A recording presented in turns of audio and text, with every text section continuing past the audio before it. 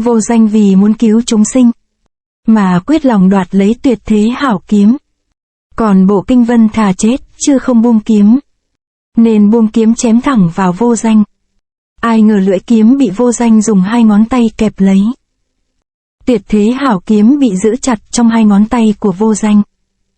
Bộ Kinh Vân không thể chém tới, cũng không rút kiếm về được. Kinh Giác mau bỏ kiếm trong tay xuống. Tâm muốn phục thù của cậu chỉ khi bỏ kiếm mới có thể thoát khỏi ma đạo.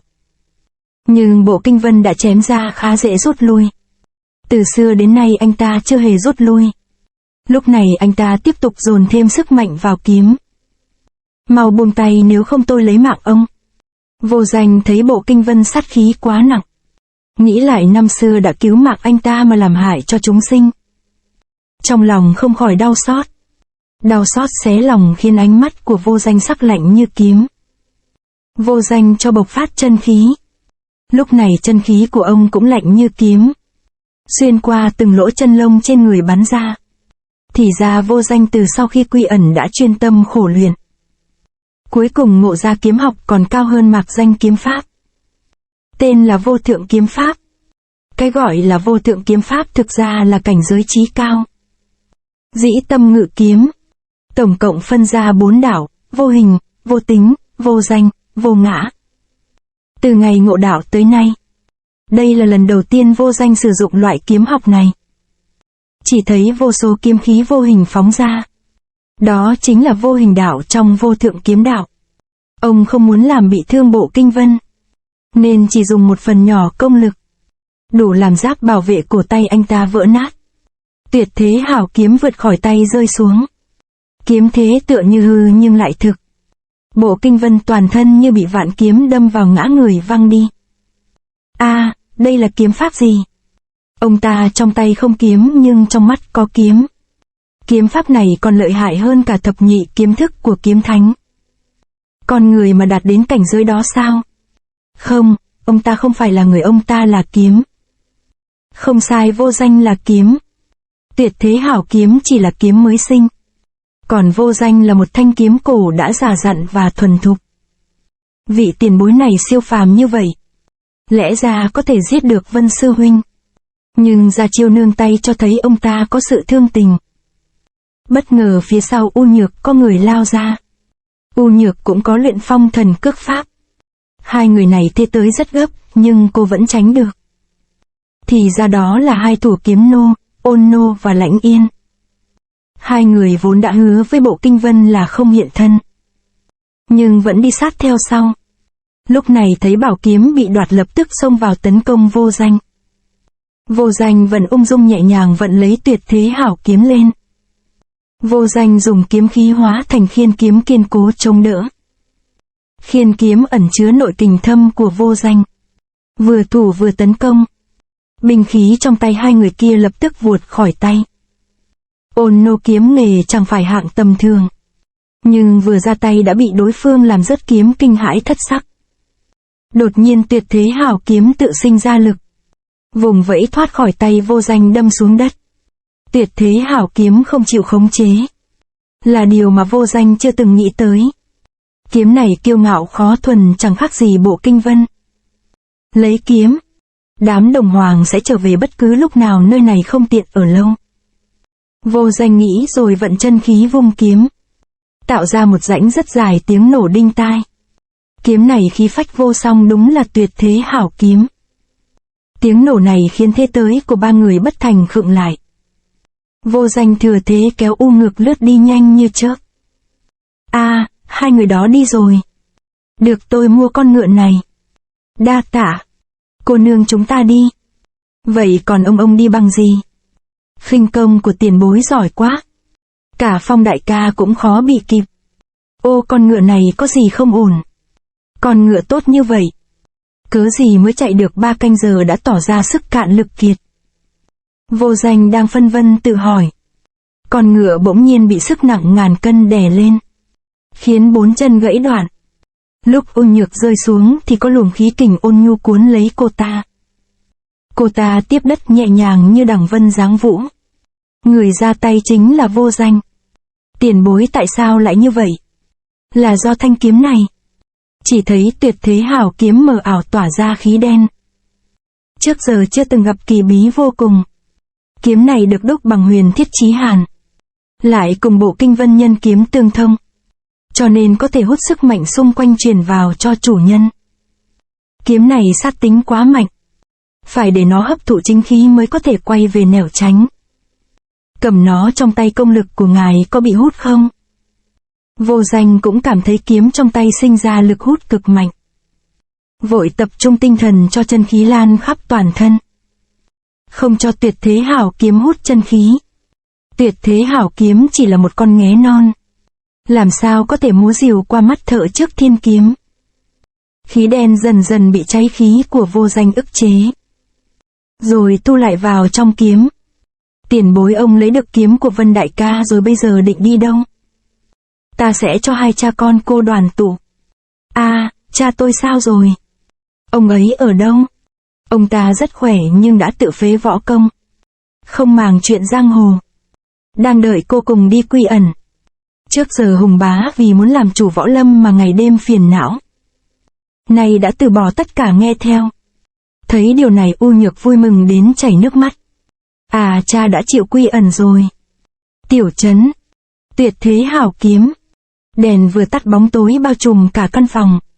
Bóng tối đầy vẻ thần bí chết chóc. Cũng có vẻ như đang tiềm ẩn một sức mạnh kỳ lạ. Bóng tối làm Vô Danh thấy lạnh lạnh bên ngoài cả bên trong. Bóng tối lại là cảnh giới bộ kinh vân. Cùng tuyệt thế hảo kiếm tương giao. Lấy kiếm. Trảo thủ. Trúng chiêu. Phòng của tiền bối xảy ra chuyện gì? Bộ kinh vân thừa lúc đêm tối trộm kiếm. Nhưng không thành phải rút lui. Ông ta lợi hại quá. Kinh giác. Đừng uổng phí công sức. Kiếm trong tay ta cậu không lấy lại được đâu. Thôi hãy về mà tu tỉnh lại đi. Tuyệt đối không thể lấy lại ư? Hê, tôi thấy ông nên trả kiếm lại cho chủ cũ. Bằng không đừng trách tôi. Vô Danh không hề do dự tức thời bỏ kiếm xuống. Ta vô cùng thất vọng về cậu.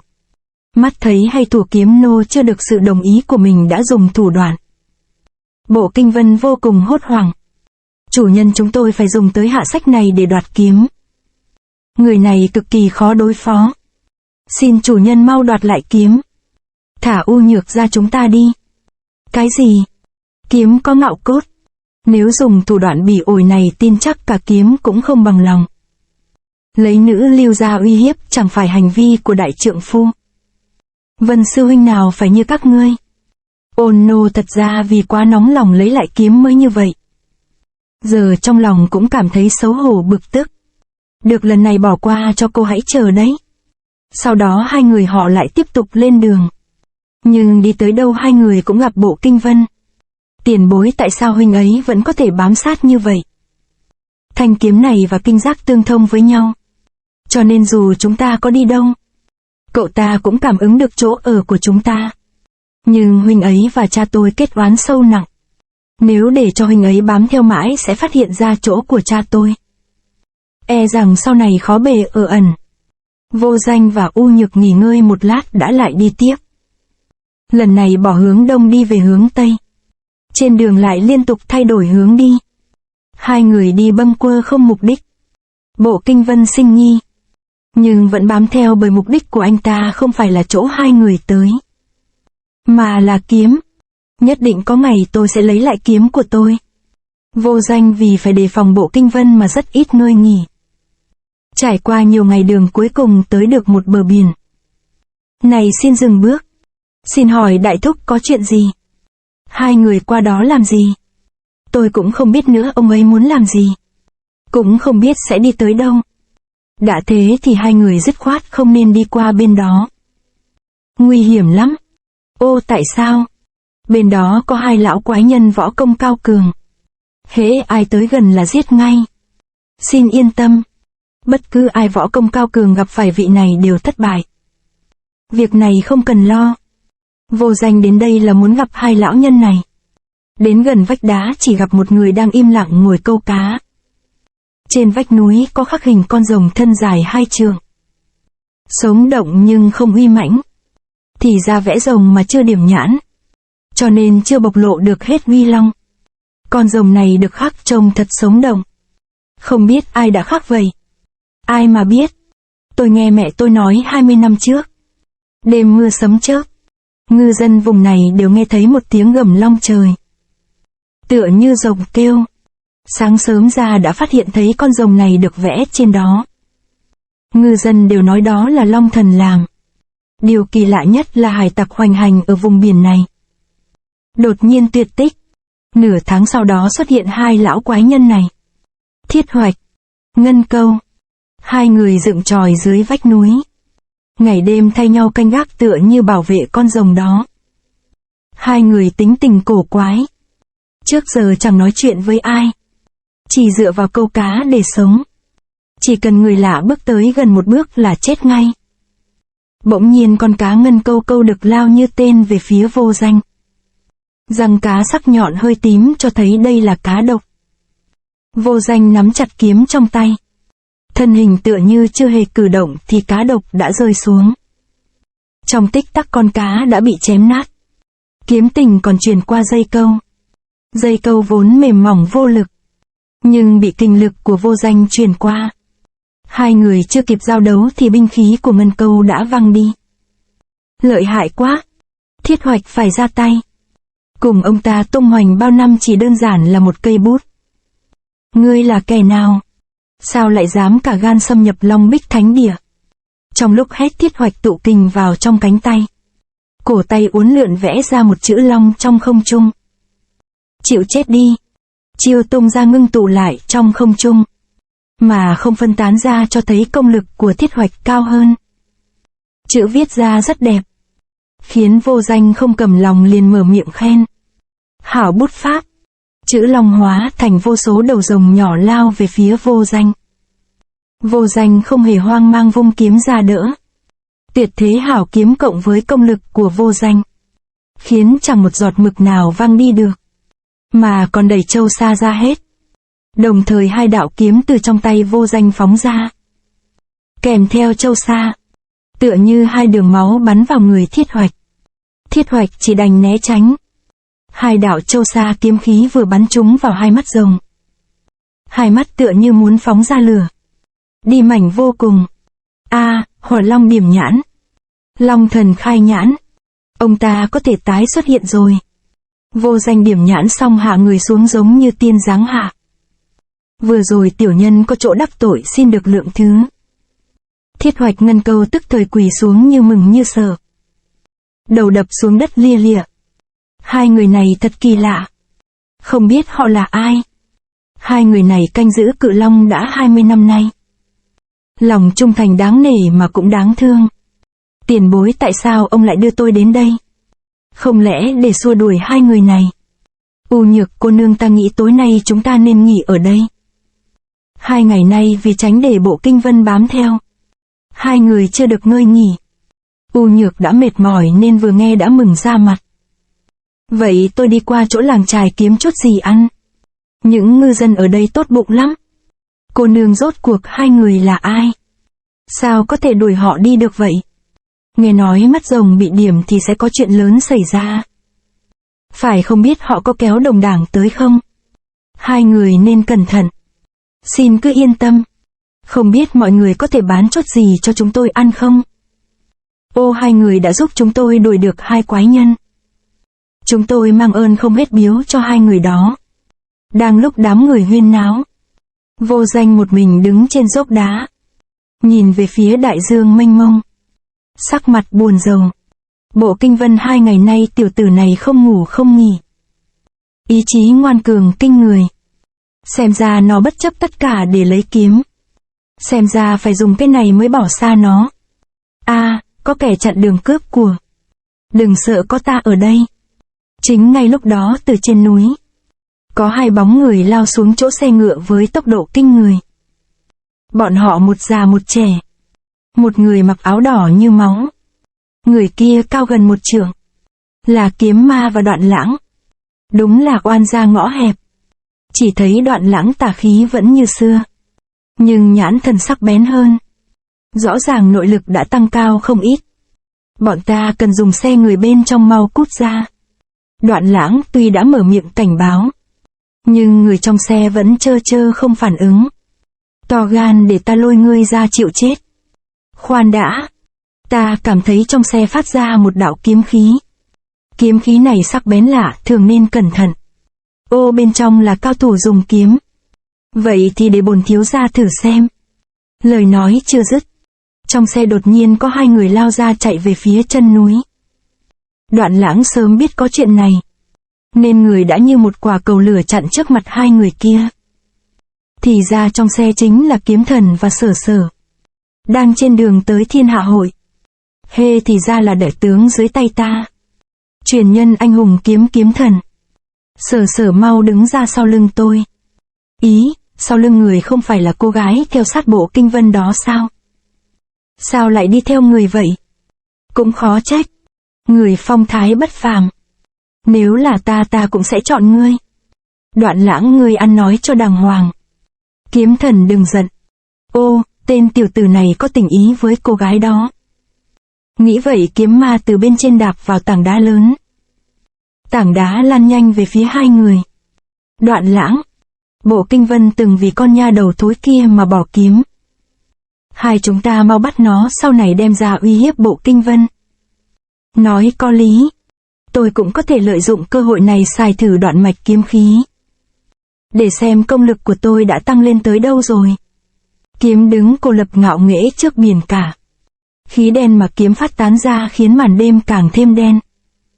Cũng bởi thanh kiếm này mà Vô Danh, một người đã thoái ẩn phải tái xuất giang hồ. Tiền bối, ông xem kìa, thanh kiếm này bá đạo vô cùng. Ngay cả động vật nhỏ cũng bị nó dồn bức bỏ đi chỗ khác. Thanh kiếm đáng sợ này tiền bối định xử trí ra sao? 2 ngày qua chưa nghỉ ngơi chắc người mệt lắm phải không? Vị tiền bối này vì cứu chúng sinh, và cứu Vân sư huynh thoát khỏi ma đạo, mà chẳng từ mọi lao khổ. Bằng hữu của cha đều tranh danh trục lợi. Cha quen được một nhân vật như vậy từ bao giờ? U Nhược thấy Vô Danh đã đi vào giấc ngủ nên rón rén đi khỏi. Cô ta đi tới chỗ tối nhất trên bờ biển này. Huynh nhất định đã rất đói rồi. Ăn con cá nướng này đi. Vân sư huynh, muội biết huynh ở đây. Muội muốn hỏi thăm tình hình của Phong sư huynh có được không? Lúc này trong bóng tối cất lên một giọng nói cực kỳ chậm rãi và trầm thấp. Đệ ấy rất khỏe. Yên tâm. Huynh ấy bình an là tốt rồi. Thiên hạ đồn rằng huynh ấy gặp bất trắc, làm muội lo lắm. Huynh có thể đưa muội đi gặp huynh ấy được không? U Nhược nói rồi đợi rất lâu, nhưng không có câu trả lời. Biết tính tình kỳ lạ của Bộ Kinh Vân, nên U Nhược không nói nữa, xoay người bỏ đi. U Nhược, muội tại sao lại đi theo ông ta? Có phải ông ta đưa muội đi gặp cha muội không? U Nhược không ngờ Bộ Kinh Vân lại đột nhiên hỏi chuyện. Nhất thời không biết nói sao. Không, ông ấy không đưa muội đi gặp cha. Nói rồi U Nhược quay đầu bỏ đi. Bộ Kinh Vân thừa lúc Vô Danh ngon giấc, lao tới đoạt lại kiếm. Bỗng đầu mặt biển dậy lên một cơn sóng đập vào người Bộ Kinh Vân, ngăn cản anh ta lấy kiếm. Tiếp đó là một tiếng giống rít điếc tai. Từ trong con sóng nhảy bổ ra một bóng người vạm vỡ. Đó chính là Tủ Bộc của Vô Danh. Ông ta chính là Đông Hải Long Vương. Dựa theo thế sóng rời non lấp bể, tuyệt kỹ này là Long Bá Quyền tức thời được tung ra. Quá bất ngờ, Bộ Kinh Vân lập tức trúng chiêu. Ở bên này sóng to như vậy, mà khí kình do Vô Danh phát ra khiến chẳng một giọt nước nào vào lọt. Vô Danh bỗng tung người lên, chộp lấy tuyệt thế hảo kiếm, rồi kéo U Nhược ở bên cạnh theo. Động tác liên hoàn này xảy ra trong tích tắc, chớp mắt đã đưa U Nhược lên lưng chừng không. Hai người đáp xuống nhẹ nhàng lên một chiếc thuyền nhỏ cạnh bờ. Tiền bối, lão bá này là ai vậy? Long Bá Quyền rất lợi hại. Bộ Kinh Vân nhật thời khó bề chống đỡ. Người có thể làm chủ nhân ta phiền não. Ắt hẳn bậc phi phàm không dè thì ra là ngươi. Long Vương ra quyền tới tấp. Đòn sau nặng hơn đòn trước, sức mạnh hơn cả bài Vân Trường. Chịu chết đi. Nhưng Bộ Kinh Vân bền bỉ lạ thường. Long Vương tấn công liền mấy mươi quyền mới làm anh ta thoái lui. Lợi hại quá. Chỗ trúng quyền đau thấu tim. làm dẫn phát nội kình hừng hực lan khắp người Bộ Kinh Vân. Cánh tay lập tức đỏ au. Ngoài rừng Long Vương không lao theo dồn bước Bộ Kinh Vân, mà triển thân về phía Vô Danh. Lão Bộc chậm trễ, xin chủ nhân tha tội. Thì ra năm ấy Vô Danh thoái ẩn từ biệt Long Vương. Long Vương trong lòng đau xót, đã khắc con rồng lên vách đá và dặn, khi cần hãy tới điểm nhãn cho con rồng ấy. Ta có chuyện phải làm, không thể để ý cứ đeo bám. Ông đánh lui nó cho ta. Xin người yên tâm, việc này cứ giao hết cho tôi. Lão bá, Vân sư huynh từng là đường chủ Phi Vân Đường của Thiên Hạ Hội, đừng nên xem thường. Đang lúc nói, Vô Danh phóng chỉ tạo lực đẩy thuyền đi. Chủ nhân, dọc bờ biển Lão Bộc đã dặn dò người hộ tống, chủ nhân xin cứ yên tâm. Tên tiểu tử này bản lĩnh ra sao mà có thể làm chủ nhân phiền não. Ta thấy chủ nhân có ý dung nhượng hắn, hay là chỉ nên răn đe hắn thôi. Hừ, tên tiểu tử không biết tốt xấu kia. Muốn đuổi theo thì phải qua được cửa này. Nhìn thấy chiếc thuyền nhỏ dần dần bỏ xa, Bộ Kinh Vân cảm giác như sắp rời xa kiếm. Muốn lấy lại kiếm buộc phải tử chiến. Anh ta càng nghĩ lửa giận càng bốc lên. Vô Danh nhìn thấy nét mặt Bộ Kinh Vân từ đằng xa, không khỏi cảm thấy lo lắng. Bộ Kinh Vân nôn nóng ra chiêu trước. Hảo tiểu tử. Thân hình vạm vỡ của Long Vương cũng bị quyền kình làm loạng choạng, phá sóng lui ra sau. Vô Danh nhìn thấy cảnh này thêm lo. Ông ta biết tính tình Long Vương, gặp được kẻ mạnh thì vàng muốn thắng, chưa thắng sẽ chưa nghỉ. Quả nhiên hai mắt Long Vương đỏ ngầu nhìn Bộ Kinh Vân. Sự phẫn nộ này không ai có thể làm lắng xuống được. Đã là vua, là rồng, ông ta há dễ chịu thua ai. Ông ta quyết cho đối thủ biết mùi lợi hại. Nhưng Bộ Kinh Vân không khiếp sợ. Long Vương càng nổi giận, ý chí chiến đấu của anh ta càng cao. Lại nói về Kiếm Thần và Sở Sở. Trên đường đi Thiên Hạ Hội bị hai người kiếm ma truy kích. Một tảng đá từ trên cao đè xuống. Kiếm Thần không hề dao động, đưa cao kiếm lên. Anh hùng kiếm tuy gãy nhưng chưa mất oai phong, dễ dàng bổ đôi tảng đá ra. Đoạn Lãng dưới núi nắm lấy thời cơ xông lên. Xem thử đoạn mạch kiếm khí của bổn thiếu gia đi. Lời nói chưa dứt, Đoạn Lãng chĩa ngón tay út phóng kiếm khí ra. Đoạn Lãng do mới học được khó bề sánh được với kiếm ma. Nhưng trong kiếm khí có mang theo sức nóng. Có thể nói mỗi người mỗi vẻ. Kiếm Thần vội sử ra mạc danh kiếm pháp hộ thân. Lưới kiếm bao chặt lấy Sở Sở. Kiếm ma nghe tiếng va chạm leng keng. Trong lòng biết đoạn mạch kiếm khí của Đoạn Lãng cũng có chút công lực. Đoạn mạch kiếm khí bác đại tinh thâm. Thế mà tên tiểu tử này chỉ trong thời gian ngắn đã nắm được yếu quyết. Tư chất cực cao. Nhưng được rồi, lão phu sẽ kéo dài thời gian. Đợi khi vết thương bình phục sẽ cho nó một bài học. Kiếm Thần lo bên này mà lơ là bên kia. Bị kiếm ma tấn công từ sau lưng. Đoạn Lãng không bỏ lỡ thời cơ tấn công tới tấp. Kiếm Thần chẳng còn thời gian để hít thở. Kiếm Thần, bọn người này lợi dụng tôi nên sẽ không giết tôi đâu. Còn huynh bị thương quá nặng mà phải bảo vệ tôi. E rằng cả tính mạng của huynh cũng khó giữ. Chi bằng để tôi lại huynh đi tìm Vân đại ca, bảo huynh ấy cẩn thận. Không, tuyệt đối không thể bỏ cô lại. Nếu đi thì cùng đi. Hai người đang ở thời khắc nguy hiểm đến tính mạng. Mà Sở Sở lại nhớ về Bộ Kinh Vân. Kiếm Thần cảm thấy buồn bực. Là ghen hay là giận anh ta khó lòng phân biệt. Lúc này một ngọn lửa vô hình như đốt cháy tim anh. Kiếm Thần chợt sử ra một chiêu thức trong Vô Danh kiếm pháp. Kiếm hỏa vô danh. Chiêu này xuất ra thì có vô số kiếm khí bắn ra từ mỗi tấc da thịt của Kiếm Thần. Nó lôi kéo cỏ cây trên mặt đất cùng vươn lên, đỡ lấy những đòn tấn công của kiếm ma và Đoạn Lãng. Kiếm Thần trước giờ kiếm pháp ôn hòa, còn kiếm hỏa vô danh thì nóng như lửa. Nằm ngoài dự tính, Đoạn Lãng lập tức bị dội bắn ra. Nhưng kỳ lạ là từ khóe miệng Đoạn Lãng hé hiện một nụ cười. 24 năm trước Vô Danh mới 18 tuổi. Tuy mới học kiếm nhưng tư chất thông minh học đâu biết đó. Một hôm Vô Danh trên đường đi qua một nơi heo hút. Bỗng nhìn thấy gã đàn ông trêu ghẹo một thiếu nữ. Vô Danh lập tức tới ứng cứu. Nhưng phát hiện kẻ bại hoại đó là đồng môn sư huynh. Lửa giận trong lòng Vô Danh không biết từ đâu cháy lên. Cậu ta vội vung ra một chiêu thức kiếm không rõ tên gì. Đánh lui vị sư huynh đó. Sau đó Vô Danh ngộ ra kiếm này. Ngoài kiếm thức ra cần phải có kiếm tâm. Sau nhiều năm nghiên cứu, đã phát triển thức này thành kiếm hỏa vô danh. Sau đó Vô Danh ngộ ra cả bộ mạc danh kiếm pháp. Và kết thành phu phụ với thiếu nữ cậu ta cứu được ngày nào. Kiếm thần dùng chiêu kiếm hỏa vô danh đánh lui đối thủ. Rồi vội vàng kéo Sở Sở bỏ chạy. Đuổi theo. Tên kiếm thần này ta có thể lợi dụng được. Phải bắt sống hắn. Ô, tại sao ngươi lại thay đổi chủ ý? Không lẽ thèm thuồng kiếm pháp của y? Đúng vậy. Tôi đã có Hỏa Lân kiếm và nội công độc môn của ông. Nếu có thêm kiếm pháp ngoài sức tưởng tượng của y, có thể xưng bá võ lâm. Hê tiểu tử, ngươi còn trẻ nhưng tham còn hơn cả sư đệ kiếm bẩn của ta. Kẻ có thực lực đoạt sở học của người có gì gọi là tham? Kỳ lạ. Tại sao mình cảm thấy chân khí không thông? Với khinh công của mình nó không thể dễ dàng vượt qua mặt. Kiếm ma kinh ngạc thử vận khí. Trong người mình có độc.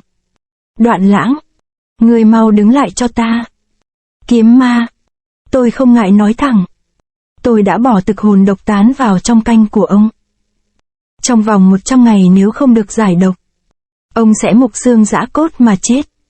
Ta đã nhận lời truyền dạy đoạn mạch kiếm khí cho ngươi. Tại sao ngươi lại đối xử với ta như vậy? Chỉ là để đề phòng vạn nhất. Yên tâm, tôi và ông đều muốn đối phó Bộ Kinh Vân. Nếu ông ngoan ngoãn hợp tác tôi sẽ không để ông chết đâu. Hôm nay đừng nên nói nhiều. Mau đuổi theo kiếm thần. Ngươi thật quá quỷ quyệt. Ta đã đánh giá lầm ngươi rồi. Sau một hồi cả hai đuổi tới một thôn nhỏ. Không thấy bóng kiếm thần đâu. Mà chỉ thấy có hai con đường, một lớn một nhỏ. Kiếm thần là truyền nhân của anh hùng kiếm. Thân mang ngạo khí bất phàm. Làm sao cam đi đường nhỏ, chắc chắn là đi đường lớn. Với phong độ của kiếm thần chọn đường lớn là lẽ đương nhiên. Nhưng ngươi đã bỏ qua một thứ mà ngươi chưa từng có, đó là tình. Tình. Không sai. Vì tình người ta chịu làm tất cả. Kiếm thần khi nãy rõ ràng có tình ý với con A Đầu kia. Y sẽ có thể hy sinh tất cả để bảo vệ thậm chí cả thân phận. Ý của ông là kiếm thần sẽ từ bỏ thân phận của mình mà đi đường nhỏ. Đúng vậy. Được, tôi tin ông một lần. Chúng ta đi đường nhỏ vậy. Kiếm ma suy đoán không sai chút nào. Nhưng đáng tiếc, ông ta vẫn còn đánh giá thấp tình cảm kiếm thần dành cho Sở Sở. Bên lề con đường nhỏ có một nơi hôi thối vô cùng. Bên trong chuồng heo này là chỗ hai người họ đang ẩn nấp. Kiếm thần vốn đã bị thương khi nãy. Tức giận sử ra kiếm hỏa vô danh làm vết thương nặng thêm. Sở Sở nghe được lời kiếm ma nói bất chợt đỏ mặt liếc nhìn kiếm thần.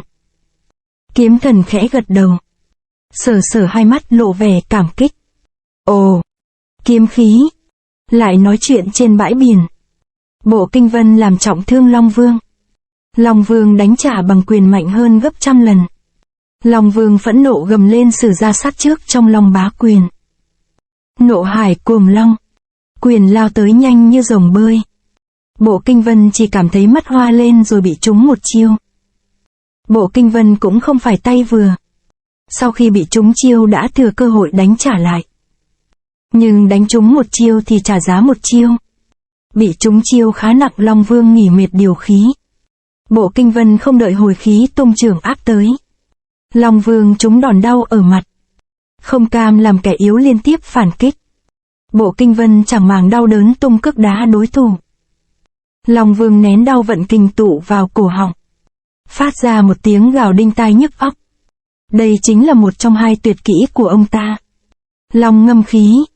Long ngâm khí là công phu nội gia thượng thừa. Có thể hóa thanh thành khí xuyên qua từng lỗ chân lông đối thủ. Đi vào lục phủ ngũ tạng. Bộ Kinh Vân cảm thấy như ngũ tạng bị rạn nứt. Đau đớn đến thổ huyết. Té ngã ra sau. Bộ Kinh Vân đang lúc té ngã chi giác hơi hồi phục. Lập tức vung cánh tay lấy thế ghi người lại. gồng sức đứng dậy. Bộ kinh vân chúng phải nhiều quyền lại bị Long ngâm khí tấn công. Long Vương kinh ngạc không dám tin đó là mình trần mắt thịt.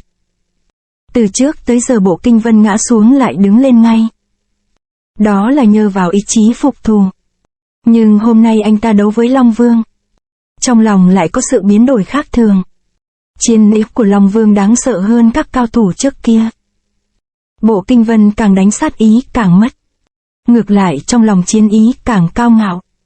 Chiều ý này từ tâm phát ra ngoài. Cùng hỏa kình trong cánh tay Kỳ Lân. Và khí đêm trong tuyệt thế hảo kiếm hó vào thành một. Từ người anh ta phát ra không còn là lửa đỏ mà là lửa đen. Lửa đen cuồn cuộn chiến ý. Bộ kinh vân tuy thương tích đầy người. Nhưng vừa đứng dậy đã bước tới chỗ Long Vương tiếp tục giao chiến. Đứng trước một đối thủ kiên cường. Long Vương vừa phấn khích vừa đề phòng cách đánh. Hơn 30 năm nay ta chưa gặp đối thủ nào có cách đánh bá đạo như ngươi. Hôm nay được đánh một trận hả hê rồi. Chắc là một mất một còn. Ở bên kia Vô Danh vì lo cho hai người trên bờ nên vẫn chưa đi. Tuyệt thế hảo kiếm như cảm giác được chủ nhân đang đối mặt với đối thủ mạnh. Tỏa ra một luồng khí đen. Thân kiếm bỗng nhiên tăng trọng lượng làm thuyền chao đảo. Bõm một tiếng kiếm đã rơi thẳng xuống đáy biển. Bộ kinh vân là bá vương bất khuất. Long Vương cũng xưng hùng thất hải. Hai bên đều thề quyết hạ gục đối thủ. Đây chắc chắn sẽ là một trận đấu sinh tử. Bộ kinh vân mạnh chưa từng thấy. Anh ta vận hết 10 thành công lực. Lao tấm thân hừng hực lửa đen vào Long Vương. Long Vương vội dốc hết sức bình sinh đánh ra Long Bá Quyền. Cú đấm này quyết định sinh tử. To be continued.